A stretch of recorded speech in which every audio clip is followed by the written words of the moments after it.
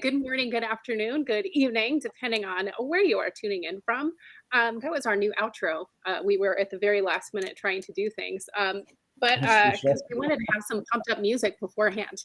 The intro is much longer, and it said "see you next week," so that's our outro. But in any event, we're moving on to new things in 2024. And this is The Awesome Journey, and I'm your host, Kelle Steinecke, along with my co-host in care, Christy Howard.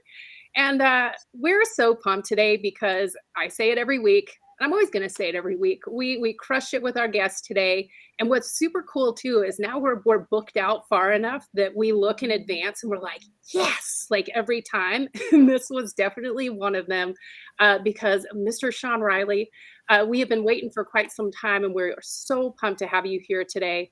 And just to give you guys a little bit of background on Sean, because we want to spend as much time with him talking about his journey, because it will, I promise, motivate, inspire, and provide you some hope.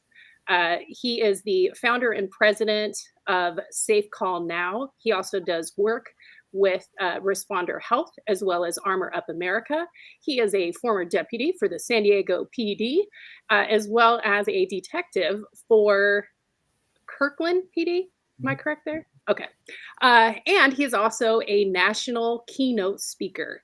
And we are super excited and thank you for your service. Grateful to have you with us today. It is a true blessing. But before we turn it over to Sean, I will turn it over to my co-host in care, Christy Howard. And the person who stalks everybody. Yeah. And text. When are we going to get you on? Yes. So I met Sean through Jay Dobbins because he Yes. and Jay and Chris Fields, who we had earlier when we started this, they used to go on the circuit and do Love that. talking gigs before COVID started or showed up.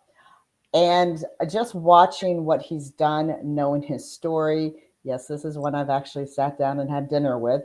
Was fortunate that he had been in Orlando, so we were able to meet up. I love meeting up with those that I call friends. And I just think his story, because everybody knows that we support our, first responders. That's undercovers, everything. But our first responders are the ones that get a lot of brunt. And they still do. It's usually election year when it happens. And so, Sean, start with how you became a police officer. Oh, actually, very ironic story. So I was playing baseball at San Diego State University, and everything was getting ready to graduate. And my mom and dad said, "Oh, by the way, you need to get a real job." And I hate when they say that. they said, "Yeah, you need to get a real job and figure out what you're going to do." And so I took a couple of, just criminal justice classes. My degree was in public administration, and I actually had a really great professor. I still remember him to this day, Tom Gitchoff, out of San Diego. And those from San Diego will know who he is. But I was walking across the campus lab lawn, and the sheriff's department was there, and they had a recruiting table, and they told me they had a baseball team, and I was like, I'm joining. And so that's what I did. I joined because they had a baseball team. Next thing I know, I'm through the academy carrying a gun, and I'm like, what the heck did I do here? And then it turned out to be a really enjoyable career. It's an amazing career, but it's got it like anything else. It's got its ups and downs. For sure. So where did we go from there? Well, I was, I had the old cliche, have a great life, have a great parents, and they did. I had all that. And I always tell people, look, what happened to me and what I did is self-inflicted. It's not nobody's fault. Yeah, it's my accountability and what I need to take for it. But your story relates to so many that have come on this show to understand the stress, the PTSD, and the support system. So you have to. Which dog just did that? Yeah, I don't know. I heard that too. So early in my career, I was involved in a critical incident where we took the life of another human being, and you know, I didn't, you know, everybody was like, oh, here's what you do. And you got to remember, you know, I'm pretty old. So we're talking about the 80s, right? And so when he came up, and we knew what we knew back then, we know better now. And Yeah. so we're back on shift the next night, everything else. And I was always kind of a heavy drinker, you know, through college and playing baseball. And then, you know, when I got into law enforcement, you know, during the time I got into law enforcement, you know, if you didn't drink with the boys and girls, you weren't trusted. And you kind of need people to show up at your call or you're going to get your butt kicked. Right. Yeah. And so that fed into it, you know, again, you know, my path. And then I transferred up to be closer to home to my parents, and that's when I transferred to Kirkland Police Department. Wonderful. Both of these, San Diego Sheriff's Department, Kirkland Police Department, wonderful, wonderful agencies. Lo and behold, you know, I was drinking pretty hard and heavy there, and I was starting to have some problems. You know, I was having relationship problems. I was having financial problems, but nobody could see that from the outside, right? Because my performance evaluations were very, very good. I always tell people, man, I was a great cop, but I was a horrible human being, you know, and they didn't get to see that side. Unfortunately, who got to see that side was the family. And everybody thinks because of the critical incident and all the things I've seen in working homicides and things like that, that's what really took me down. And I tell people, you know, I don't think that's what took me down. I think it was a catalyst, but I'll tell you what really got me the most was my first divorce. And I said my first, meaning there's more than one, right? Because I actually had to show the rest of the world that there was actually a fault in me. And I did not like to do that. And that was Most people don't. What's that? Yeah. Most people don't. I mean, and you know, I you know, handle people in crisis all the time in divorce and separations now that when I worked for first responders, and I got, you know, in 20 years, I don't know if I've like ever seen a really good one. Everybody says, oh, we're great. It was a great time. And I'm like, well, none of mine were, you know, they were difficult. And so I had to understand that, wow, maybe the problem might be me. And I don't like that looking in the mirror. And so I always joke, you know, I have 3 divorces, and the one common denominator in those 3 divorces is me. And that's not a picture that I want to look at all the time. And then I had to finally get to the point and realize that, wow, maybe I don't actually know how to have a relationship with other human beings because I don't have one with myself. I've got this fake person that knows how to go out and put on a mask and do all these things and perform in society and look really good from the outside. I'm curious just because being, you know, I was married to someone very similar to what you're describing. Is you had the introspection enough though to see that in yourself. And you're right. I mean, none of us like to see bad in ourselves. You know, looking in the mirror sometimes is scary.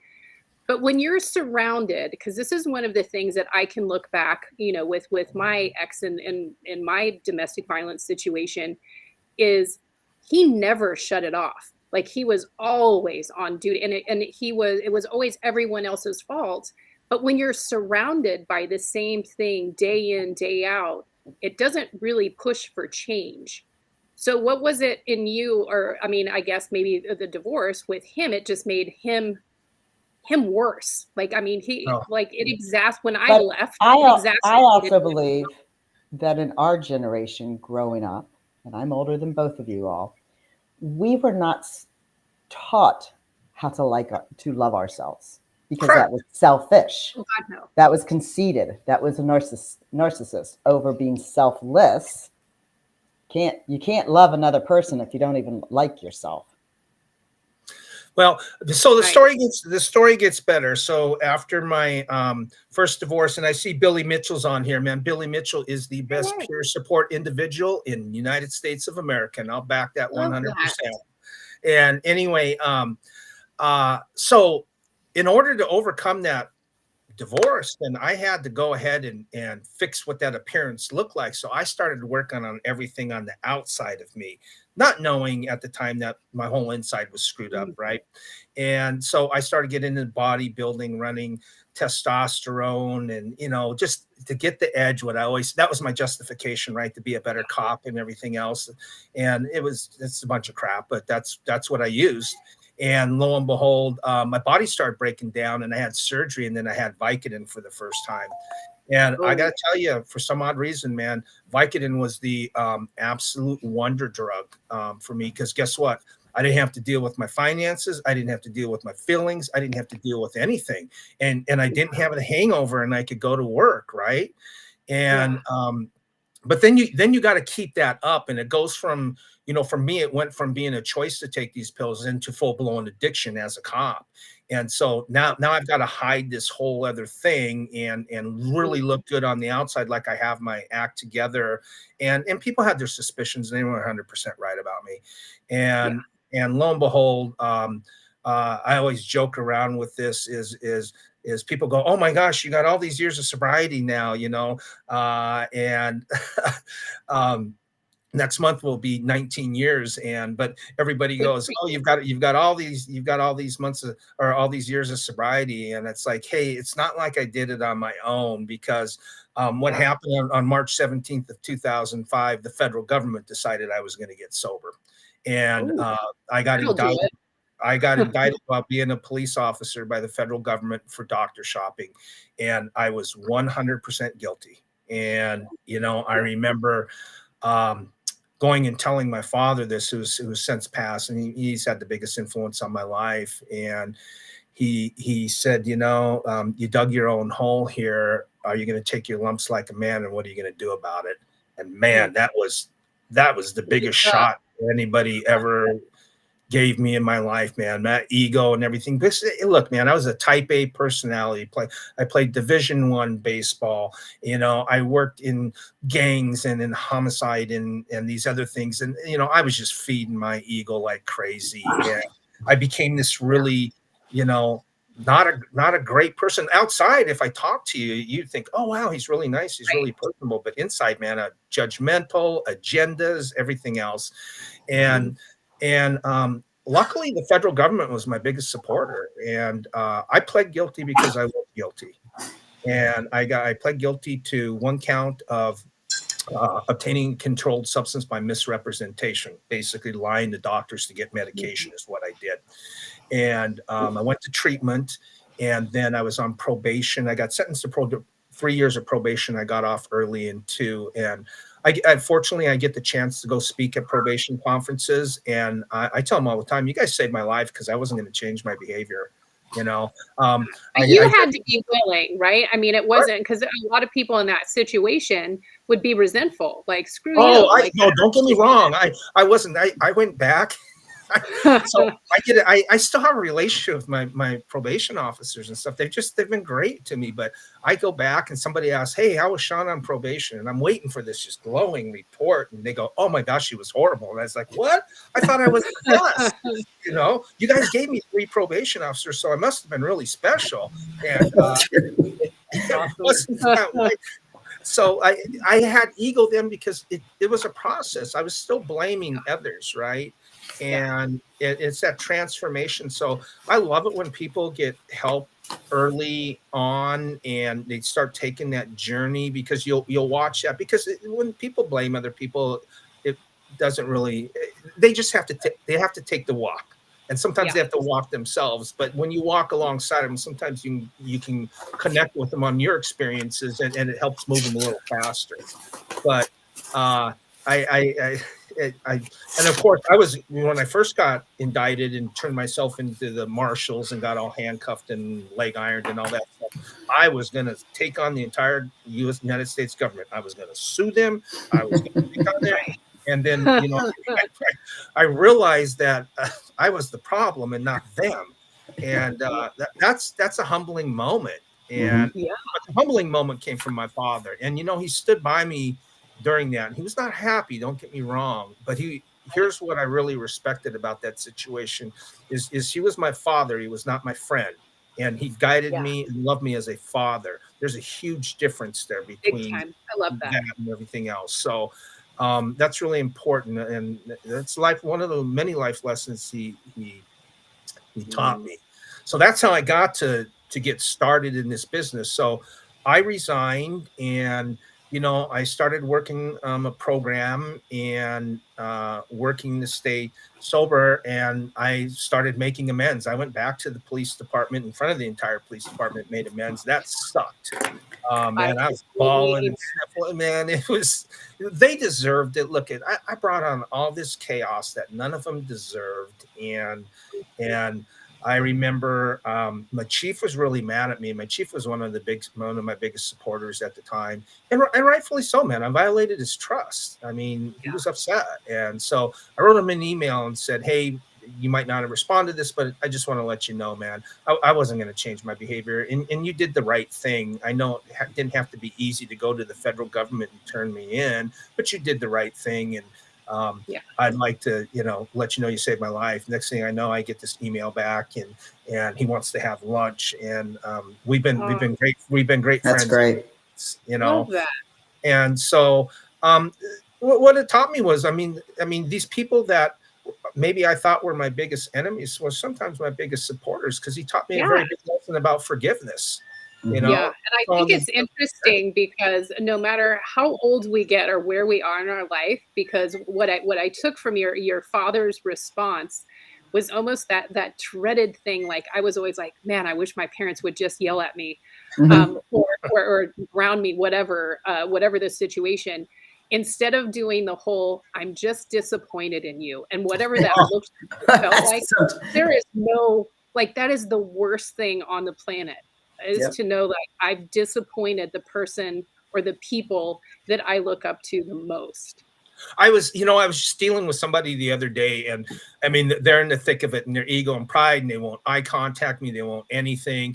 Trying to get them help, they need help, they're being a little bit elusive, man. I know where they're at. They're just not in a good spot. And I finally asked the question, is there anything that you fear in your life? And they go, what do you mean? I said, do you fear anything? And they go, well, and I said, I know what I fear. And they go, what? And I said, look, my father's dead, and I fear of disappointing him to this day.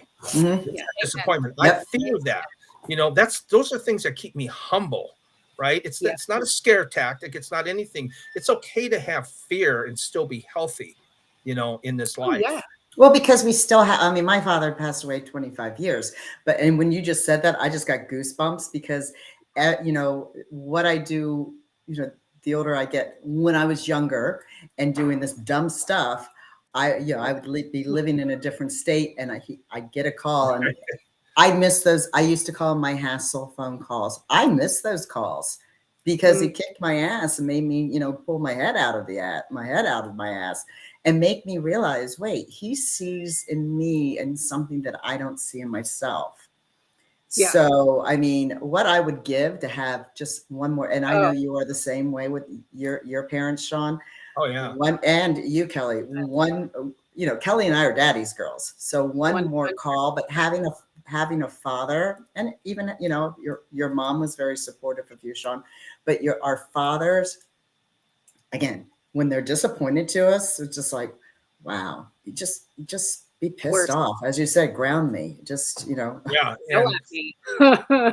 Anything but say you're disappointed. Yeah. That's a tough thing. And you're right. Even after I'm insane, my father, God rest his soul, he's been passed for, oh my gosh, almost 37 years, which is crazy. Yeah. And then I think of that during times, like there have been times in my life, and with my divorce and my situation, he helped me get through it, even though he wasn't here, obviously. But I also, I bared the burden of being like, he would be so disappointed in me. And there's something about that, though, that pushed me in the right direction. It wasn't it didn't make me feel worse. It actually pushed me towards my faith, to be like, I'm in the darkest place of my life. And I know I've disappointed my dad, but I felt like he was giving me the strength to focus on my faith and trust that there is light at the end of this horribly dark tunnel. Which I just feel like for you, and this is something for so many people, when we're in the midst of the darkness and of the thing, and especially when we're, induced with other substances that are making our logical thought jacked up, to have the wherewithal to know, like, this is what I need. Well, that's one of my biggest angst, and I will definitely go into that.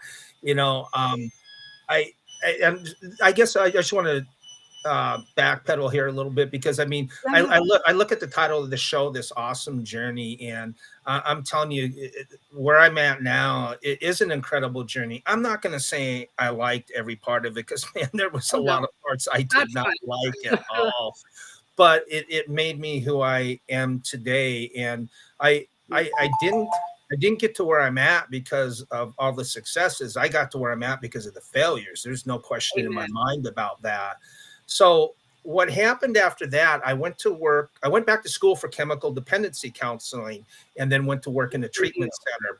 And I thought, well, let me see what this is about. And while I was working in treatment center, I saw all these police, fire. They were all coming in, and they were coming in like me. We were all getting in trouble, and then we were going to treatment. And I was like, well, that's crazy. Is there a way to, change that and maybe get more upfront from it? And lo and behold, I went down to the lieutenant governor of the state of Washington. And I cold called him, and I knocked on his door, told him a story.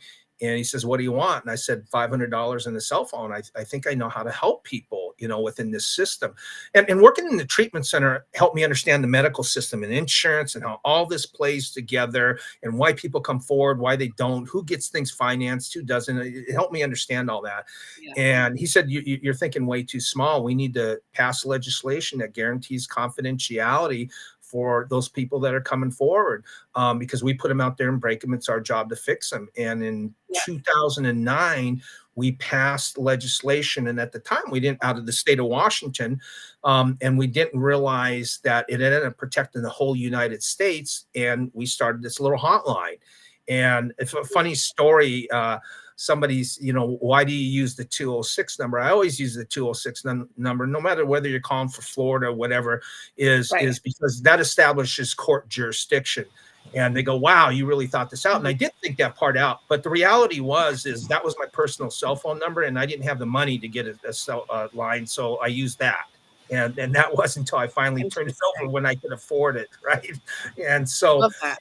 it grew into this, people started calling because we went out, and then we're asked to train, then we're asked to share experiences. And that's when I started meeting people like Chris and Jay, just salt of the earth people who have been through it, and maybe had a little different path. But what I learned is when I can get two people together and connect as human beings, and they have some lived experience, you can really watch the healing begin. And that was the beginning of Safe Calm Now. And I worked that for probably, 15 years. And I wanted to go to the next step. And what really got me was, why aren't people coming forward? Why are they waiting till 2 o'clock in the morning? They got a gun in their hand. They've got their, what is it? They're losing their job, and now you're calling me. Why is that? What are we afraid of out there that we can't get to this sooner?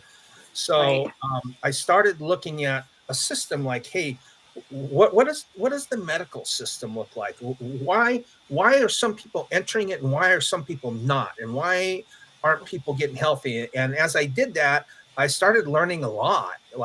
And I'm very controversial in this field, like really controversial, where like everybody hates my guts. But the reality is, and I say this all the time, is you know what? We evaluate people off what? The DSM-5. The DSM-5 is not a scientific document. A lot of people don't know that. It's a subjective document that's actually very good for onset, to determine onset. And the other thing is for billing. Well, Can you explain what that is a little bit, so people who don't know, who are listening, what that means?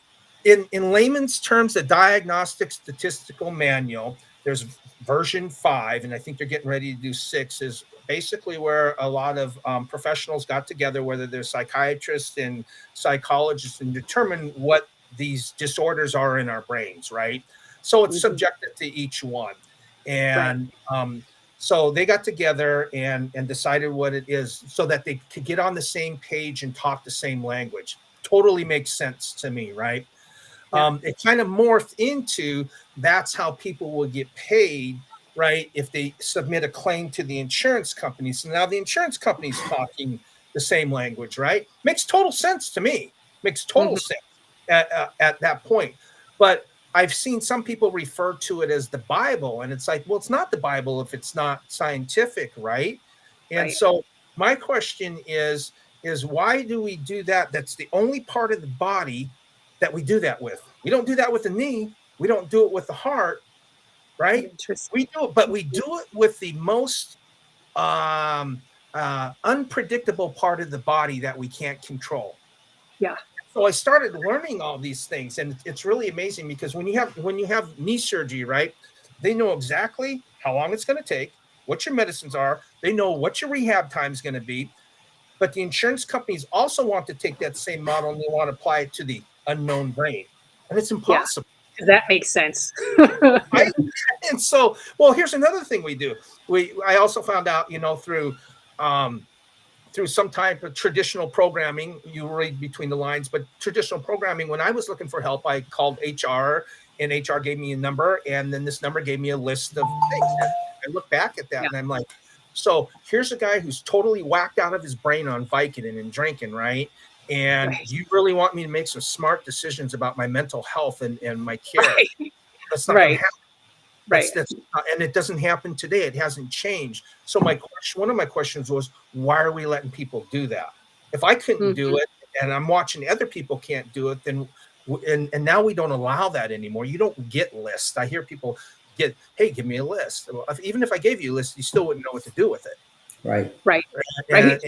And so the reality is can we get you to the best care the first time that relates to your situation, and get it taken care of? And the answer is yes. And we proved it over and over.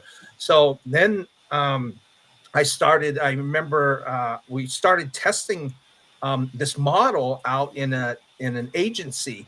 And the agency says, oh my gosh, you're going to bankrupt us, because I was opening access to care. And lo and behold, what had happened is after 18 months, they did a review, and the review was officers came forward at 163% greater rate than they did the year before. Wow.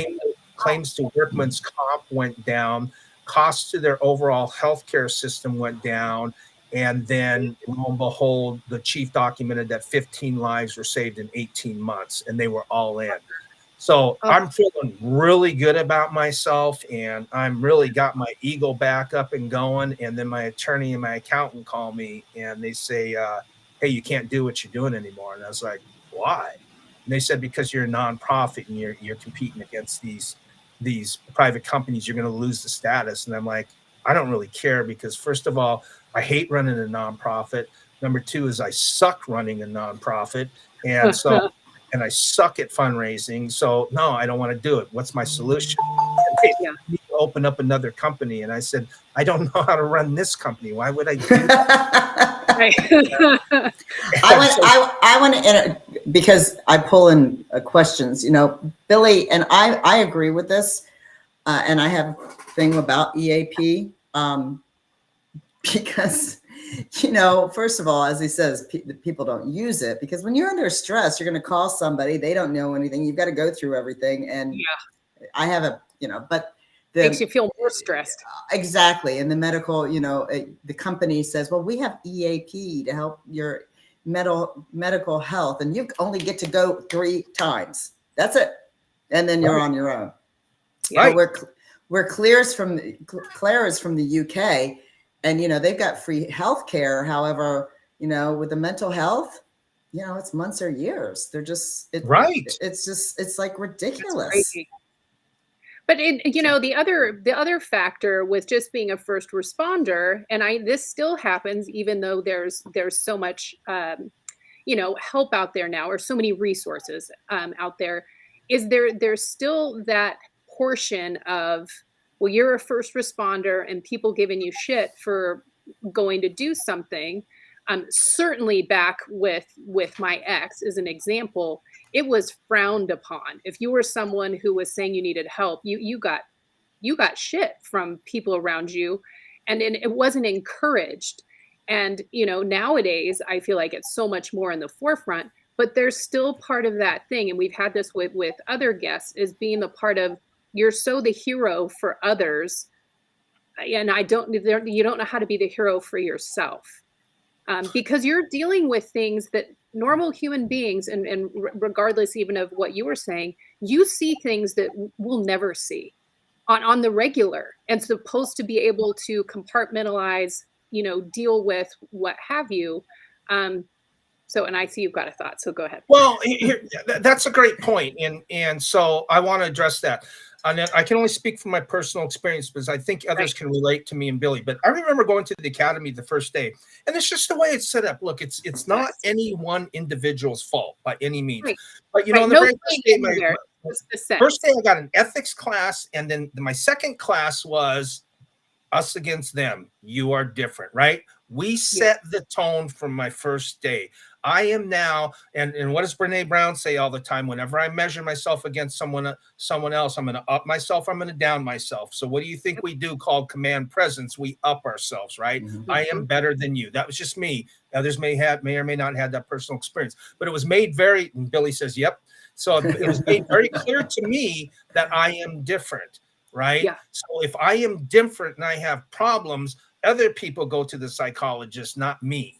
Right. That's instilled. So I call it a false narrative that's there. Look, you still need command presence. You need that stuff.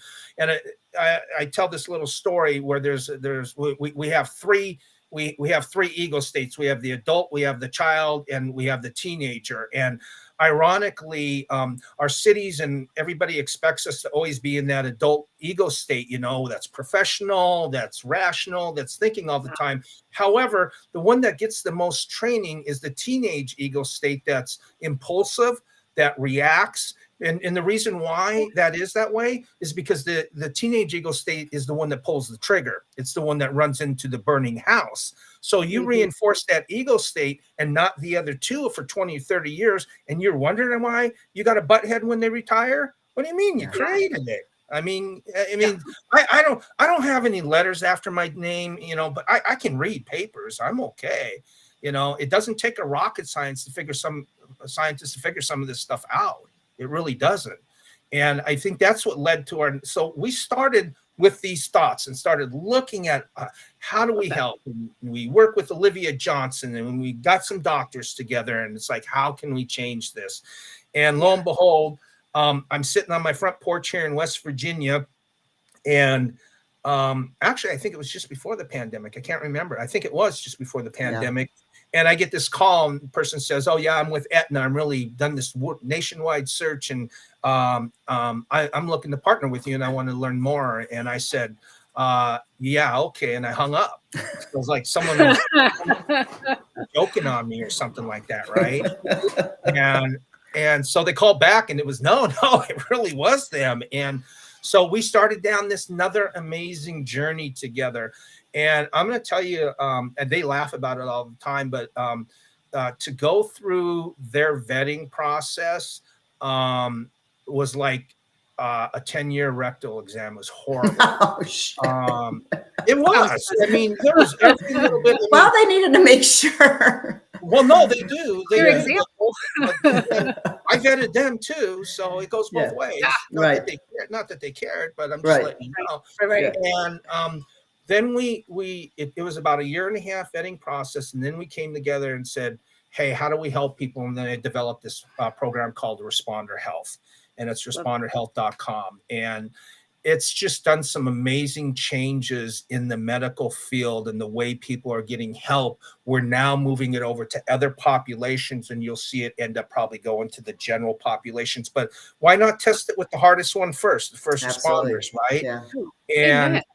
And so the idea is how do you go to what we call value-based care? We sit in a current disease model, right? We wait for people to get sick, and then we treat them. So that's what my hotline was doing, right? I was waiting for people to get sick, and then they would call. Well, we became really good at that. And then I started looking at some of the models. If you look at the heart models, man, the heart's changed over the last 30, 40 years, right? They're on top of that stuff. I went in, and Christy knows this. I have 13 stints now over the last 2 years, but I remember going in just after my first stints, going into the pharmacy, and they give me all my medication for free, my heart meds, and I was like, no copay? I'm out of here. They must have made a mistake. And I realized the insurance company, they're tired of seeing me in the hospital, right? And I was like, oh, light bulb comes on. That's the key. What a concept. Yeah, we have but to. Yeah, but see, pharma needs to make that money. Oh. Well, that's fine too. So my job is how do we get people so that they don't go to the hospital? Yes. Right? That's really the reality of it. People need to think that way. So if I don't want you to go to the hospital, that means I need to engage you sooner, faster, up front, at a lower level of care when there's a critical incident or something like that. And there's all kinds. There's ICISF, there's SISM, there's peer support. But I'm talking in the medical system when we get to the third, we get to the professionals that are actually going to solve the problem. And I want to be very clear about that too, is my experience has been none of us got better without the professional that got involved. Getting to that professional and the right one, that was the trouble. Right. So once we got there, so our job was to streamline that process and what it looks like, and how do you get to the right person the first time faster, that's going to give out the right information to get this person on the healing journey. And so we've been able to solve for that model, and that's why we're moving it over now into other populations. So it's pretty exciting, and it's basically called value-based care. In other words, we want outcomes and we want people to get better. Now the medical system's a little bigger than I am, and they kick my teeth in about every other week, and beat me down pretty hard, but we stick in there. And we're making some huge gains. And an example I'll give you is we have a thing called subclinical, which people don't really think about. I mean, if you look at traditional programming, you get a phone number, you call, and you either go to therapy, you go to intensive outpatient, or you go to inpatient. That's all you go to. And so looking at that's the model we used for the last 40 years, and our numbers are horrible, then shouldn't we do something maybe a little different? And so subclinical is actually pairing a person up with another individual that has a life experience to communicate with them. Love it.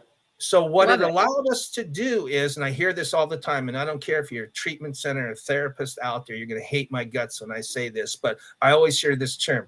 I'll meet you where you're at. And it's like, no, you won't meet you where you're at. You'll meet that insurance where it's at and how long it's going to pay for. That's the reality of it. So what I do say is now with subclinical, you know what? And Ron's going to love this. I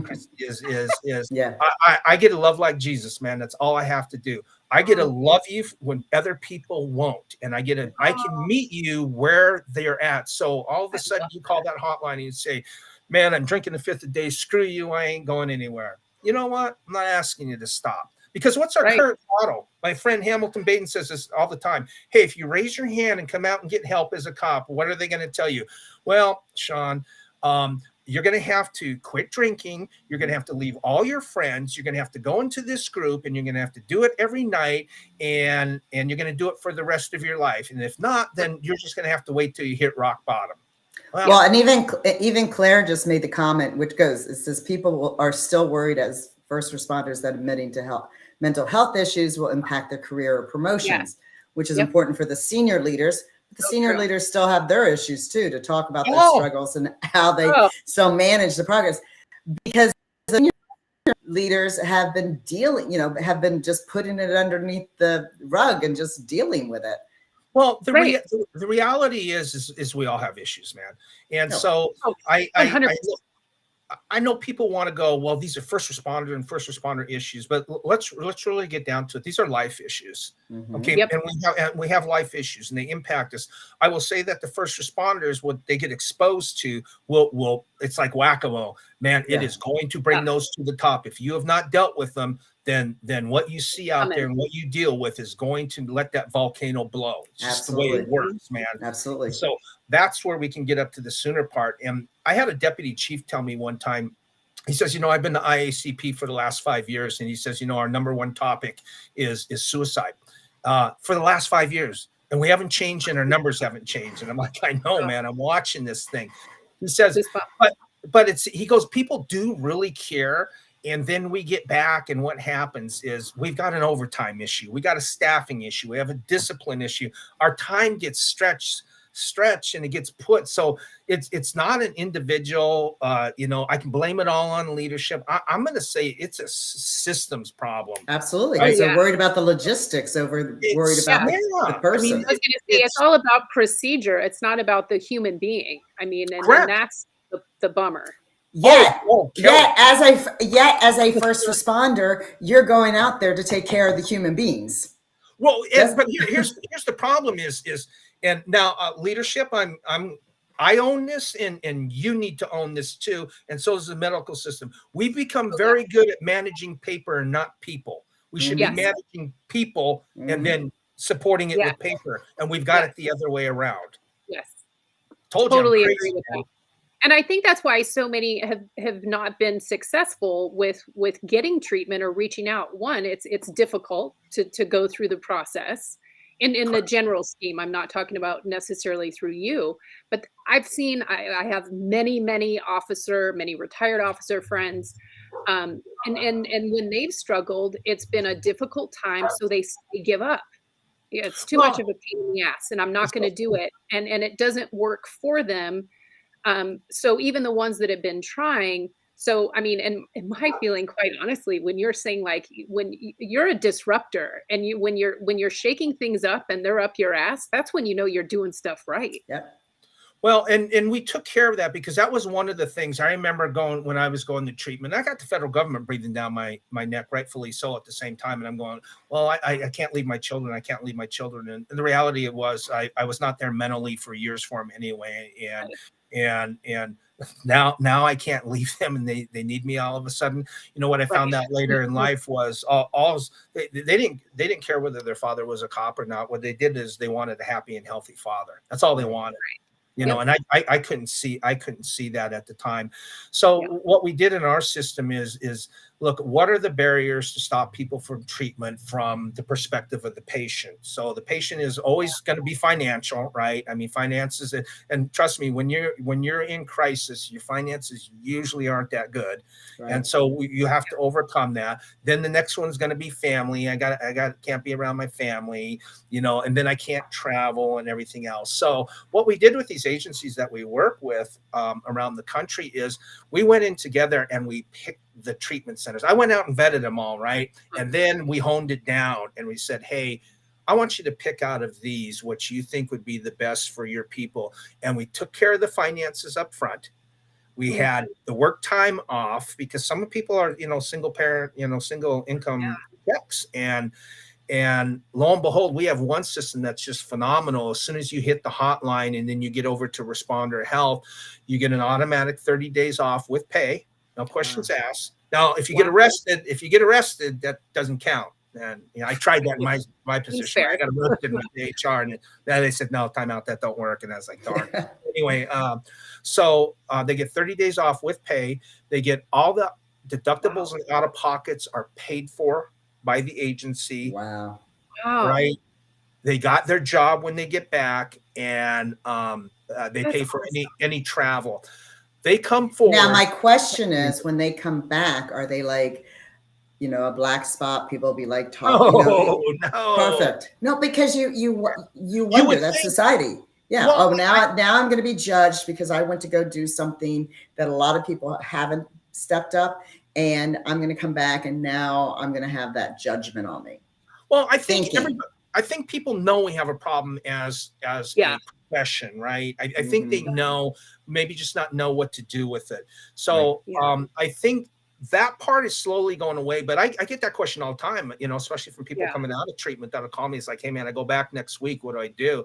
And I said, what you do is you walk into the briefing room and you stand up and say, hey, you guys, I was off taking care of some issues. I went to inpatient treatment. If anybody's got a question, I'd love to talk with you about it. If you know that somebody needs Yes. help. Oh, I And love it. that shuts it down in 2 seconds. And you know what happens every single time is every time we put somebody in the treatment, they end up putting another person in the I treatment. love it. I was going to say, I would think that's almost like a chain reaction kind of event, because you're right. When you're coming back and you do approach it like that, hey, I've been gone. I was taking care of some things. I'm back. If you have any questions, one, you're right. Because guaranteed, everybody else already knew you had a problem, likely, or that something was going on. But two, to see you come back and then seeing the bright-eyed, bushy-tailed self for others is going to be like, oh shit, this actually, it did work. I do want to go ask questions because maybe I need to do something. And because we've heard this from a lot of guests of not being able, you know, where I grew up, I never saw somebody be successful in getting to the other side. There is something about human nature when we see someone that is struggling with what we're struggling with and they get to the other side of it, it does help us go, oh man, it did work for him. Maybe that can work for me because I see it being successful. I think this is incredible, and for so many reasons. But I think it's so wonderful, and I honestly, that because you hit on earlier about you know, the suicide rates, because suicide rates are up significantly, and it actually makes me sick, and it makes me so sad. But what you are doing is saving lives. And that's so important for people, particularly with, unfortunately, what's happened in the world with first responders. They have yet another layer of crap that they're having to bear the burden of with communities and the way society receives things. So I could go on and on, but I love that you're disrupting the system and making it easier for people to better themselves. Earlier. Yes. So Yes. connecting with Aetna. Obviously, it's only Aetna that's doing this. Blue Cross, Blue Shield, all those people are still doing what they do. CVS and Aetna, Yeah. they have taken a risk. Look at it. It's taken a long time to convince them of some certain things, but then they started seeing the patterns Good. as we were working together. And then now we're going into some models that are different out there that nobody has. That how do we help get these people faster soon? And think about it. So people think, oh, is the whole system about money? The whole system is about money, people. Let's just be real. It's a Okay? business. It's called the medical system. So the question is how are you going to fight it, or are you going to do the best you can within that system to try to get the best for the people and change it? I took number 2, right? Because fighting it kicks my butt. And so the question is how do I get them this really good treatment and help up front and engage, and that we have different outlets so that we can follow this person now. So I'll give you an example. I know through subclinical that we have a 46% chance of changing your behavior through subclinical after 1 month. It only takes 21 days to create a habit, right? 1 month and go. Ideally 3, you're going to see people drop off at IOP and inpatient at 3, and they're running a 7 to 10% success rate at 10 years currently. That's federal government stats, right? And lo and behold, I've got at $200, I have a 46% chance of changing your behavior. Where do you think I'm going? Right. No brainer. Right. Again, I don't need to be a rocket scientist to figure this one out. So if I'm going to move them that way, here's a couple things that happen. I'm connecting with them, right? I got eyes on them. If they are going to go down, they've established a relationship and we can bump them to the next level. Right? Especially the contemplative ones. Because right now, the ones that have to go to treatment because you carry a gun, then you have to go, right? So that's the easy one. That's really easy. What about the contemplative one that hasn't been caught yet? That I don't need him caught. What I need him to do is get better, not hit his wife, and not get drunk driving. That's what I need. And so the only way to do that is I'm going to subclinical and get you up front. Now, lo and behold, our job in subclinical is to get them to the third-party professional. We still have the same goal. We have to get them to the professional, but here's another thing I like about subclinical is those poor therapists, man. They're out there, they're booked months in advance sometimes, and all of a sudden they've got a client that's having a meltdown, right? They don't have the time, and it's a weekend or something else. Our subclinical does. Our subclinical's job is to get them to the next therapy appointment. Well, because that's the problem with the medical system. We were talking about that earlier. That it's like when you've got an emergency, you don't want to go to the emergency room, but you want that, 3 weeks. right? And they're like, well, we can't see you for another few months. Well, no, I need somebody now. You know, I'm reaching out. I need somebody now. And you don't have that in the traditional medical world. So we plug that gap, and we've seen great results. I don't even know how much time do we have left. You still go. Well, don't worry about it. So I canceled my next appointment. It was with Kelly. So yeah, she did. I'll give you an example. So we had and I've got to be as generic as I can here. So we had an individual who was a supervisor of a dispatch center, and she had a breakdown on the job, and everybody's like, oh my gosh, she's got to go to inpatient treatment, And it's like, well, let's find out what's going on. And so here's what we found out that went on is she had a 21-year-old daughter who actually is addicted to fentanyl and left against medical advice from a treatment center, and she's out on the streets. Well, I would have a freaking meltdown too, right? I mean, so that wasn't the issue. You're dealing with everybody else is calling in, the dispatcher calling in, and yet you have your own personal daughter. You know, you've got your daughter out there, and you're trying to help these people, but you can't help that person. I'd have a meltdown too. Our subclinical went to the mom, and with a like person who had another daughter in the same situation but is in recovery, right? So it could help. So we calm mom down, and then we also set up therapy for her at the same time. But subclinical does another thing. Remember, we're subclinical, so we're not bound by HIPAA. We can reach out to people, right? So that doesn't matter. And lo and behold, we had another 21-year-old reach out to. We had another 21-year-old reach out to my wife, giving me vitamins, by the way. So, tell her I said hi. But anyway, I'm going to interrupt. We'll have to tell you the story of how he and his wife. She hated him. She hated him when she first met him. She's laughing right now. That's awesome. So anyway, we had another 21-year-old connect with the other 21-year-old that was running the street, right? Yeah. And the first thing that they did is they got him test strips and they got him Narcan, right? To stabilize the situation. Look, I'm not a big harm reduction person. That's not how I came up through it, but I'm going to take any win I can get when it's called helping people, right? And I don't get to decide. It's what works for that individual. And lo and behold, 21 days later, the daughter was back in treatment.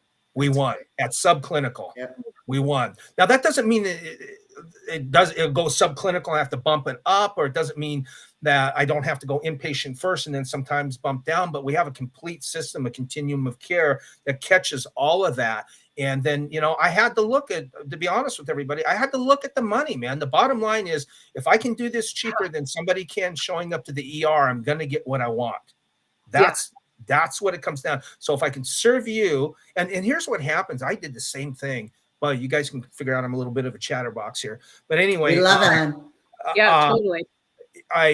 When I was having complete PTSD and withdrawal meltdowns, right, I went to the ER, and what did I present? I presented cardiac all the time. Right? Because my blood pressure's up, I'm going back and forth and I'm freaking out. And of course, I'm getting every test. I'm going to the next billable. The reality was, if they gave me a $5 urine cup sample, they would have figured out what was going on.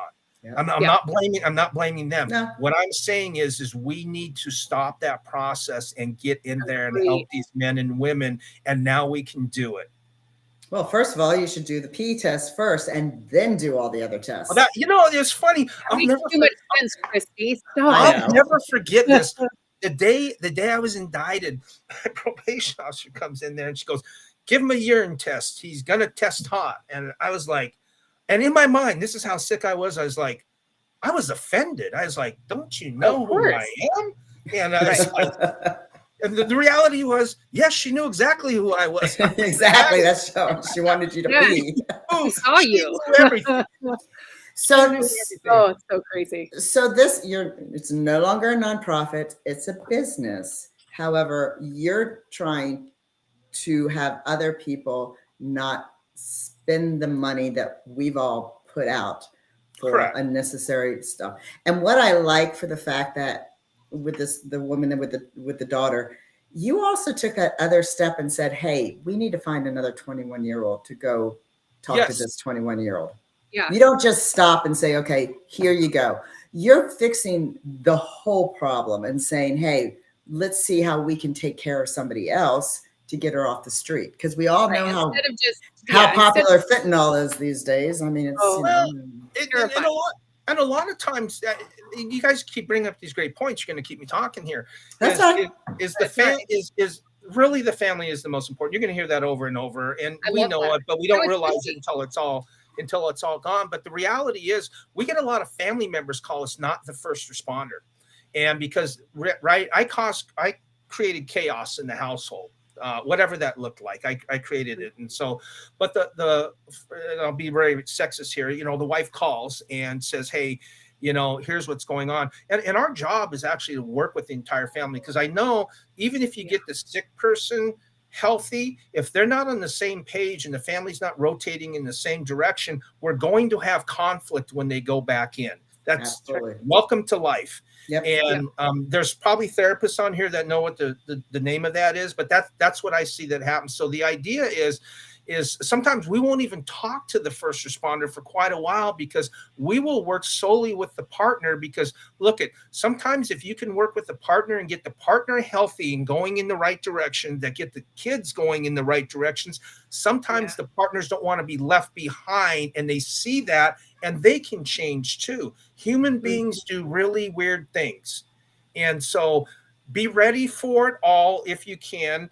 And then, like I said, is we are going to get to the third party. We always do at some point in time. But beforehand, everyone would have to, you made the call and you didn't want to listen to what I had to say, then everybody had to let that person go. We don't have to let that person go. Right. No more. Mm. No more. I love that. Yeah, and you know what? We get to go out to the people that say, "Screw you, I'm quitting drinking tonight." Well, I don't need you to quit drinking. All but right. I'm not telling you have to. I'm like, really? Because if I would have called and someone said, "Hey, I don't want to quit taking pills," and they would have said, "Oh, hey, you don't have to." It's like, "Oh, I'm in that program. That's the program I want." You Exactly. know. And Right. so It's you build a scary. connection. I mean, regardless of how good or bad your behavior is, that it's too much too quick, and that's what scares people away. But the other thing that I like, of course, with the daughter and you saying about family first, is empathy and compassion, and the human being is at the core of all transactions, and again, not the process, which I think is so beautiful. And it to me personally is just like, how is this a like, to me it's such a no-brainer, coming from a place of compassion. But I mean, granted, I understand the whole jacked up system, and what you're doing, I think, is incredible. And then the other side of it, because being a spouse in a not great situation, one of my things when I look back, and one of the things that I've talked to over the years with other officers, is I was like, is being a wife of, and he drank too much, and then he was not in control of himself, and then did not act right at all, by any means. But I didn't know who to talk to either, because nobody talked about it. And I was like, I just want to know that I'm not by myself, because I honest to God felt like, God, I guess I am a super shitty wife, and I'm worthless because I don't hear anybody else saying what I'm going through. And there was no number even to call. You know what I mean? And granted, this is before domestic violence on an emotional level was really ever spoken of. But I think that's such an important factor for so many spouses of any first responder, or partners of first responders, is understanding that, part of it too, you go through the process with them, regardless if it's a drug incident, or if it's alcohol, or just the job in general, and they're clean and sober. you're going on this journey, and there may be some things that come up for you that you're going to have to also try and heal within yourself. But I mean, I don't know. I can't even be like I, this. In my mind, it's like this is a no-brainer and should be absolutely everywhere. Um, it's getting there. You know, I look back and from, I mean, these come from my personal experiences and other personal Yeah. guys like Jay, right? Guys like Billy Mitchell that I get to talk with and be around, you know, very godly people. And so we've, you know, learned this. So I look back and I have to laugh at myself because, you know, I was told and right, wrong, or indifferent, you know, I was told, hey, you know, what you need to decompress from work and you need to take that time. And so what did I interpret that to mean? Because I think I probably manipulated the therapist words there a little bit. no. Most do. I would go home and daddy would sit down and have 2 beers in the couch and watch TV, and the kids needed to be quiet and the wife needed to fix the food on the table. So then I looked at it, I was like, oh my gosh, what am I really doing? So what I'm really telling my kids is, hey, by the way, when you have a kind of a tough day, what you do is you isolate and then you put a chemical in your body. I mean, that's really, but, Yeah. but You that's truly what I mean. ignore everyone. And that's like that alone is such a heavy situation that I mean, on the other side of it, it's funny, but when you're in it and then looking back at it, because it's like, how loud of a controlling action is that? Right. Because that's not decompressing anything. It is stressing the crap out of the environment. Right. And They're all making walking on everything eggshells. Yeah, they're yes. walking on eggshells. I mean, I look back at that and I was just like, oh my gosh, how could you have done that? But you know what? We do that. And Oh today, yeah. I think one of the biggest strikes against first responders, and this is where I'll see it, and it's anybody for nowadays, is that, you know, everyone's time is stretched. And Yeah. everyone's got to getting pulled in 10 different directions. So we want these first responders to sit down and we want them to take these 50-minute classes. We want them to do that, you know, and sometimes it's unreasonable. It's just not happening. So we had to learn this too. We had to learn a thing called micro learning. So during this journey of building this program for other people, not only through our own processes, but learning from other people of like, oh my gosh, their time is much different than my time was on patrol, right? And so not that we were any busier or less busier, they have different demands than we have. And it's really changed the dynamics of the world today. So we have to take those kind of things into account also. Yeah. So I don't know if I put an end. I think I put an end time, and I don't know if it just stopped. I'm watching it on LinkedIn Live. It's still showing. Oh, okay. How are you getting into into the first responders? How are they hearing about this? How are you? Right. How are they aware that you exist? Well, what happens is actually as we partner up with CVS and Aetna, they actually write us into their medical, dental, and eye plan. So we're part of the actual plan that goes in. So, and if not, then we have direct accounts too. We work directly with the agency and their HR will contact us and say, hey, we would like you to be in this role with our organization. What does that look like? And they can call us or they can call any of a lot of times I deal with account managers and brokers and here's another thing I've learned. I learned this the hard way is it seems like I learn everything the hard way. That's the best way for us to learn, because if it was so easy, we wouldn't really learn it. Well, what I learned is I mean, it's great to get the police support and everything else. And this just is the reality, people. The chiefs, and they have a lot of power, but here's the reality of it in organizations is they don't write the checks. Who writes the checks are people of human resources, city managers, assistant city managers. So sometimes those are the people that you have to convince that might not have a lot of knowledge on this topic. And so the politics and the red tape too. Yeah. I mean, you have to go through it and do an educational process, and they get it and they totally understand. But it's a different model than your current traditional models under there. So they need to understand what that is, because remember, they're spending taxpayer money and they got to account for that kind of stuff. So I get that piece too. And so it's just a tough situation that's getting better and better and better. And I think there's lots of organizations out there that do wonderful work with first responders and for first responders. and we support those. Love that. So I saw on one of your posts, I'm just going to throw this out. You were in Delaware. What were you doing in my Delaware? I have some agencies that we work with Okay. up there that actually have the responder health programs. So Good. we go around. I try not to admit that I'm from Delaware, but when I saw that, and I have lots of friends there, I'm like, oh, he's in Delaware. Yeah. So we're around. I try not to travel very much anymore unless I can drive there. Gotcha. Yeah. So, Interesting. but anyway, Florida's just down the way.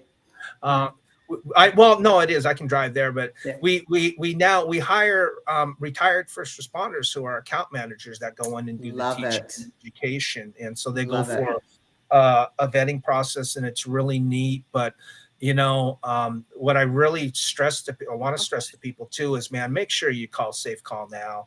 You know, I mean, that's the hotline that's going to get things going. I have like 18 different ways you can engage our system. But you know what? If you need immediate help, those men and women just do incredible work there. And they do a great job, and give them a call, and they'll get you to the right person. They get you over to us in our system. They know how our system works. We know how their system works. We work together, and it just works out really well. So kind of in a wrap-up thing, or to give us a clip that would be a good excerpt from this, is who should be reaching out to Safe Call Now, and what should they be reaching out for? You know, any public safety, I'm going to say public safety because I'm going to keep it broad. They should be reaching out to them and their family members. Remember, this is for their family members too. With anything that impacts the personal or professional life of a public safety or first responder. So what that really does, because that's the way the law reads, is look at, people might laugh at me, but people struggle with babysitting, and they go, really? Is that a crisis? Well, I'm going to tell you what, if you're a single mom, working night shift and you don't have any family in there, that's a freaking crisis for people. Absolutely. Yeah. You know, it really is. You know, sometimes, whether we believe it or not everybody gets paid as well as, maybe I call them coasties, right? The coasties get paid, but there's some first responders and families out there that can't afford an electric bill. It happens. You know, no judgment. And I think that's the beauty of our organizations is we've all walked through the recovery in our different stories and all the people we associate with. So we don't get to judge anybody anymore. So people are worried about, like, oh, you're going to judge me. Like, you don't know my background, man. I lost that right to judge you long time ago. Right. Here's the beautiful part is we don't get to pick and choose. We just get to help everyone. That's Absolutely. I think that's love beautiful. that. So much so. Yeah. So, and we could honestly go on forever. Well, yeah, but you know, I'm going to get him. We'll get him back on because we do have our repeats. There's so much depth into what we can go into, and Christy knows, because the geek in me, like, about all of this system, the procedure, how you're, you know, disrupting it and changing it and bringing it to the human level. There's so many different conversations. Well, I'll give you one. You can go ahead and cut this now, and I'll give you a side one here. Here's one thing I learned is about apps, right? And so everybody wants an app nowadays. And I'm going to tell you, ladies and gentlemen, app ain't going to solve your problems. However, it can help. But healthcare companies and HRs, they think, man, if I got an app, I check that box, we're good to go. So you need the human touch. Right. Yeah. So I went and looked. You have to have action. I picked up my phone and I looked at the 700 apps I have on my phone, and I looked up, which ones do I open? And the funny thing is I opened up McDonald's. I'm a heart patient. I don't eat McDonald's, but I open it up because you know who eats McDonald's? My kids. And I get 20% off every time I open that thing up. And I was like, I opened up my airline app because I get my miles for my trip. I opened up my hotel app and I opened up my banking app. And I was like, so the 4 that I open up the most are the ones that I get something from. There was the human behavior. We had to incentivize the mental health. I have my own mental health app for responder health. I haven't opened it in a year, and it's got great stuff in it. I mean, I'm just being honest, right? So what it told me is, and I was talking with Aetna and all our other partners, and we were kind of in agreement. If I want them to do something, sometimes I have to incentivize it. So if I want them to take a survey to see how their wellness is doing, and it drops a couple of coins, what we call coins in, and they get to spend it on marketplace, it's a way, right? So it's think a lot of people are relying on apps when I think apps should be a supplemental to an overall program. Agree. Yeah, because you still have to have action. Because I'll tell you what, if apps fix things, I would say, where's the one for drying and folding my laundry? Because I would love that. I have a My husband least- for that one. oh, I don't know why. I just don't He like folding cooks and he folds laundry. Yeah, that's a good jam. I like that. Yes. So I got him guess trained.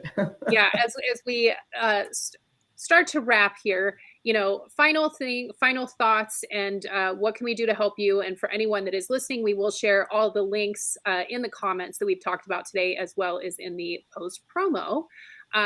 But Sean, what can we do to help you, and how can people connect with you? Well, first of all, I like Claire's comment. Thank you all for a very interesting discussion. Interesting is usually the nicest thing somebody usually says to me. So I get called a lot of other things. I kind of way out there in the thinking. What we're trying to do, and you're right, Kelly, is disrupt the system. But how do you disrupt the system in a very positive way where it impacts the lives of people and they're getting their needs met? And so to change from a disease model of medicine or addiction or mental health, again, we're waiting for something to happen and getting over to what we call the inoculation model. And again, I always think of Ron when I do this, Christy. Can I love them faster, sooner, and more upfront? Can I get that done? And that's the reality of it. Yes. This is not rocket science, what we're doing, people, by any means. What it is I'm using high tech to get to low tech. And that's connecting human beings together, because that's where the real healing begins. The healing doesn't begin on my phone. The healing doesn't begin in those areas. The healing begins is when I connect with another human being, because then I learn about myself, and then I grow as an individual, and I start the healing process. That's how it works. Everybody thinks that, I can do it through the computer. You can do a lot of things, but you can hide a lot of things behind the computer too. Absolutely. You have to look in the mirror, and you have to look at that other individual and be held accountable for your actions. Man, that's grow time. And it's hard. And Dr. Olivia says all the time is like, look at, man, getting healthy is ugly. It's hard, but I'm gonna tell you, the reward is greater than anything you ever imagined in your life. Well, because you're dropping off all those masks you wore, and it's so much lighter. You're just like, wow, all that weight. Not as heavy as I thought. I like some of those masks though, right? Because I'm used to them, right? Yeah, but, when you don't have that mask, you are who you are because you love yourself. You finally just said, I've gone through the good, the bad, truly fucking shitty, but I am who I am. So judge away because I don't care, because I care here. So for people out there, whether you're a therapist, whether you're a clinician, or whether you're a loved one, here's a couple pieces of advice if you're concerned about somebody or even yourself. It's a good self-guide.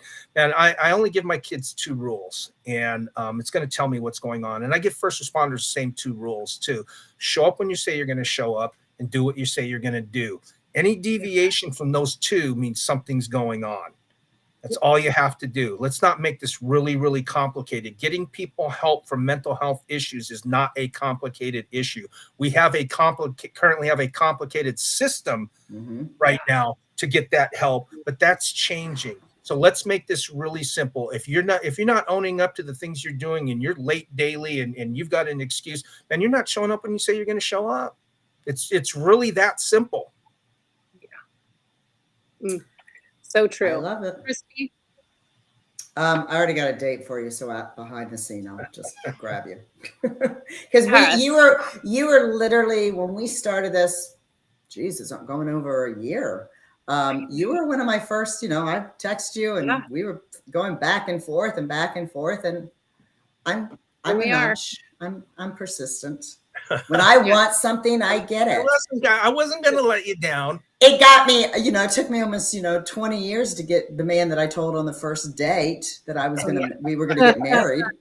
I was right, but it took a long time. Yeah. But no, just everything that you're doing, what you've gone through, but you go back, your main thing is you got the personal experience, but it's about the human touch and everybody's mental health.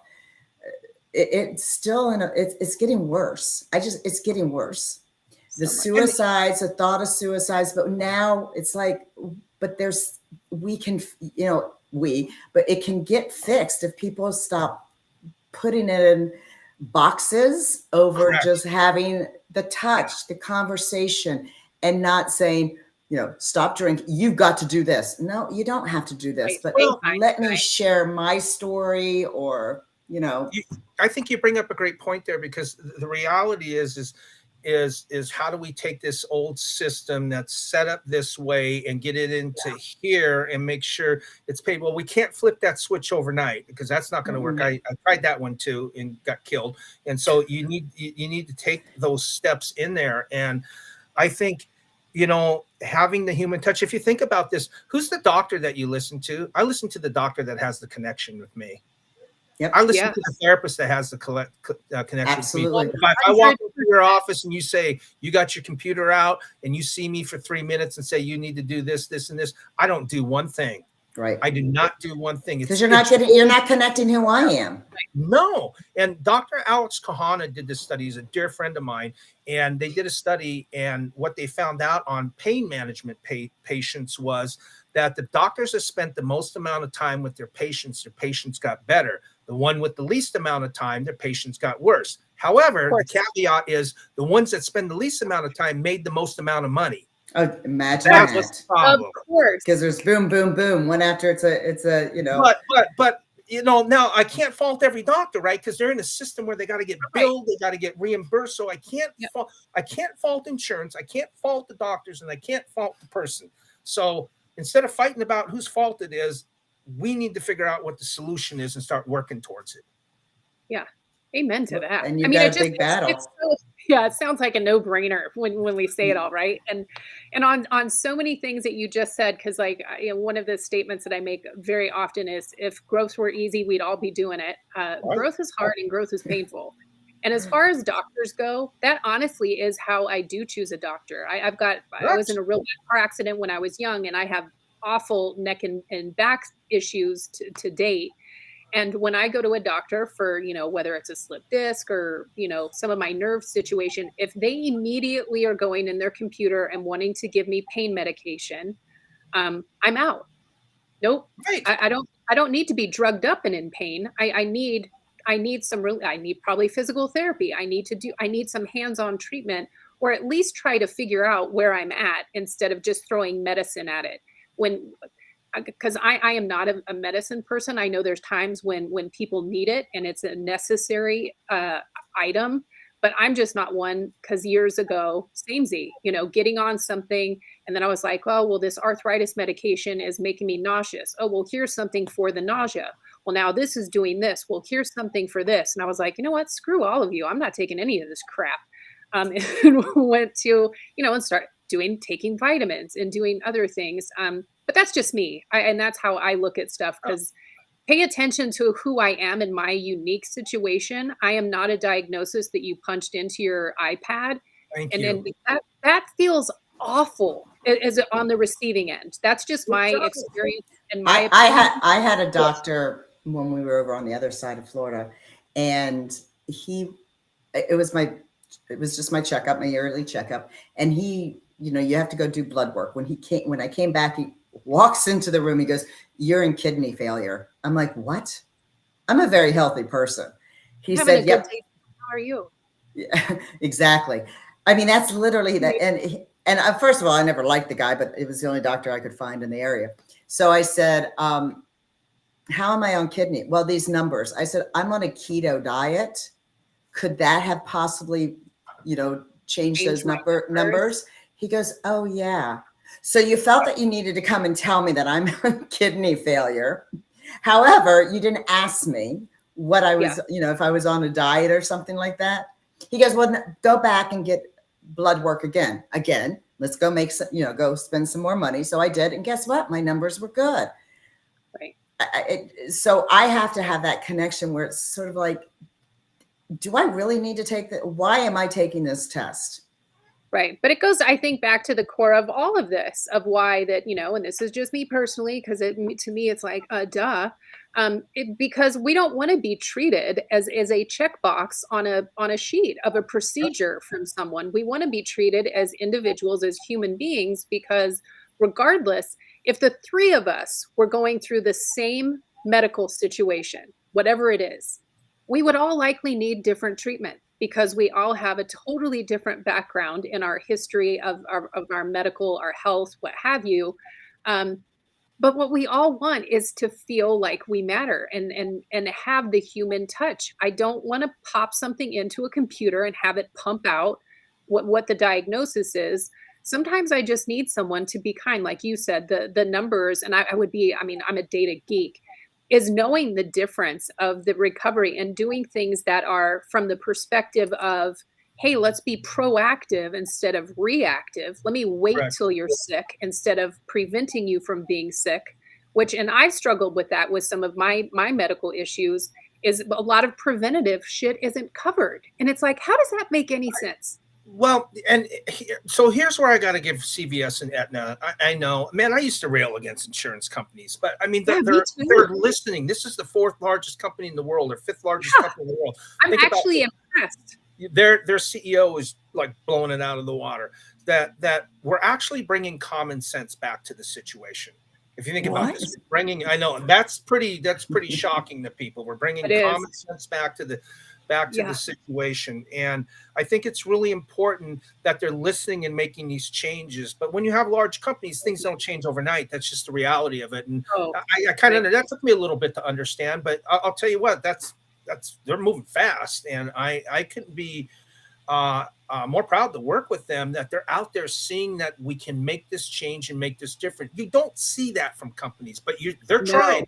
Whether they do it or not, that's a different story, but they're freaking trying. So I love it. Kudos to them for having the foresight and working down this path to help people. Yeah, for real. I mean, I'm shocked, and I'm with you. I have a tool, because they are one of the biggest, and those are usually the ones that are like, nope, we don't need to change a thing. So the world needs to change. Our numbers are going in the wrong direction. And so I still see the same conferences. I still see the same speakers.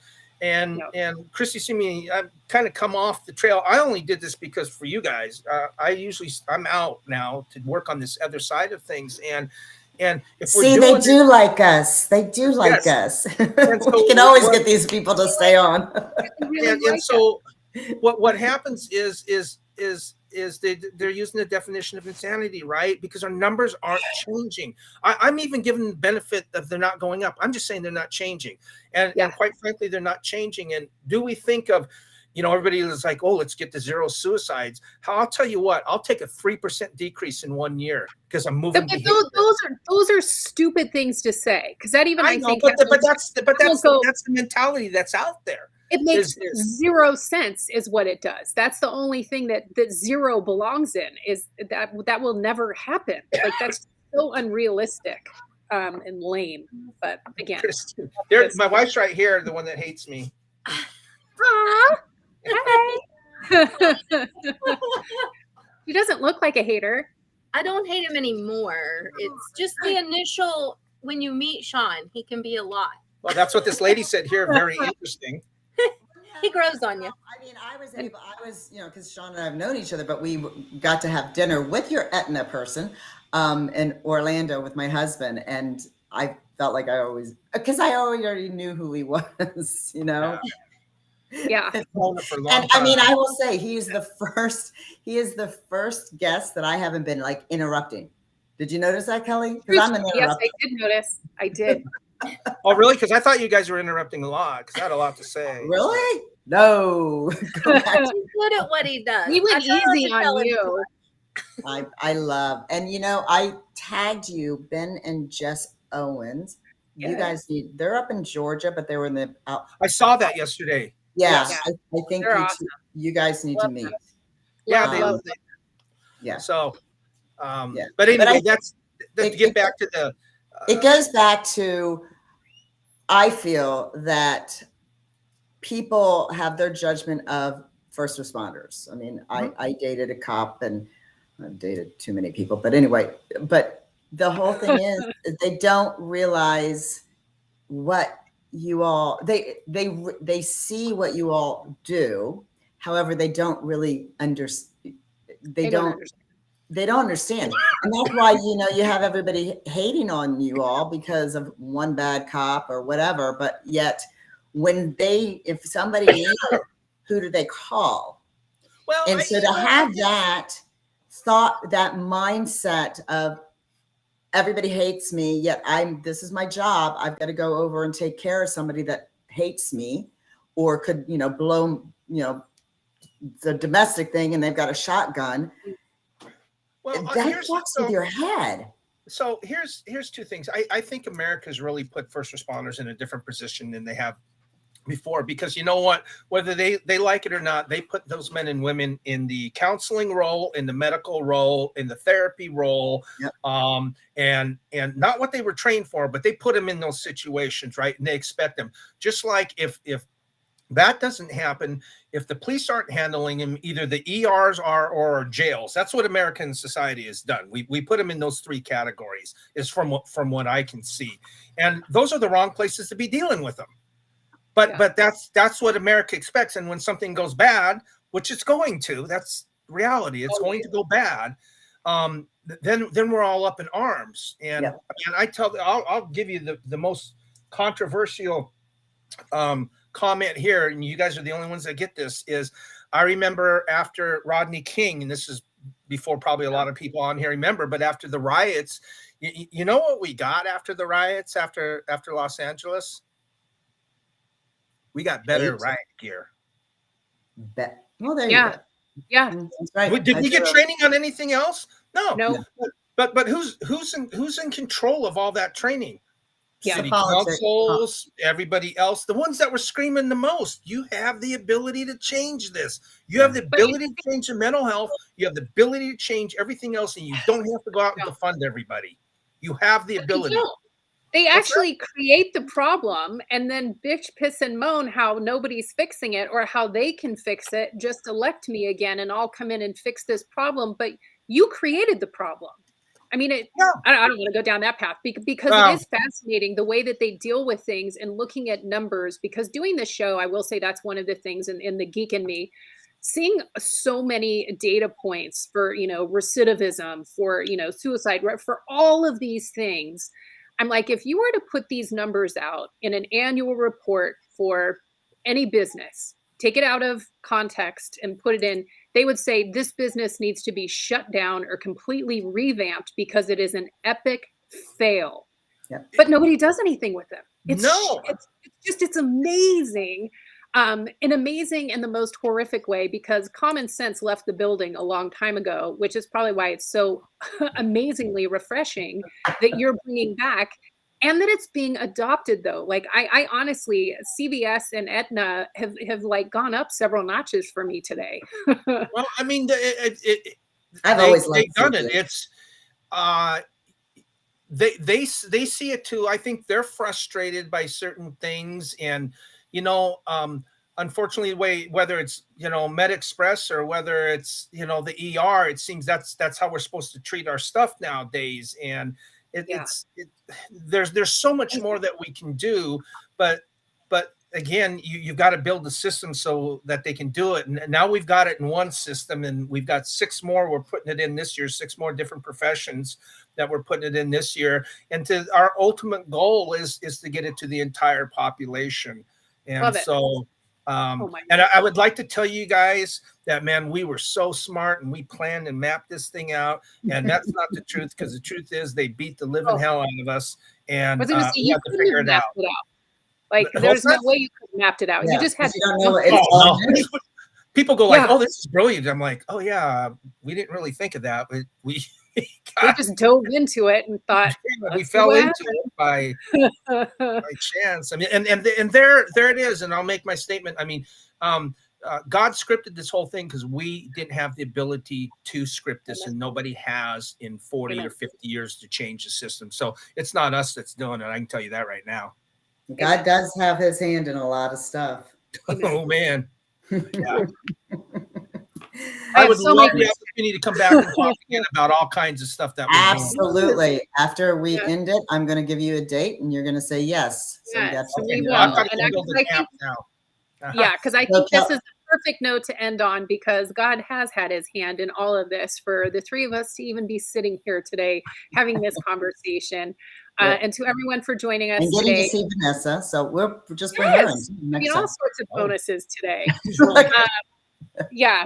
So thanks for joining us. If you have any questions, feel free to follow up. We will share all the links to everything we talked about today, including Sean's contact information. Do connect with him on social media.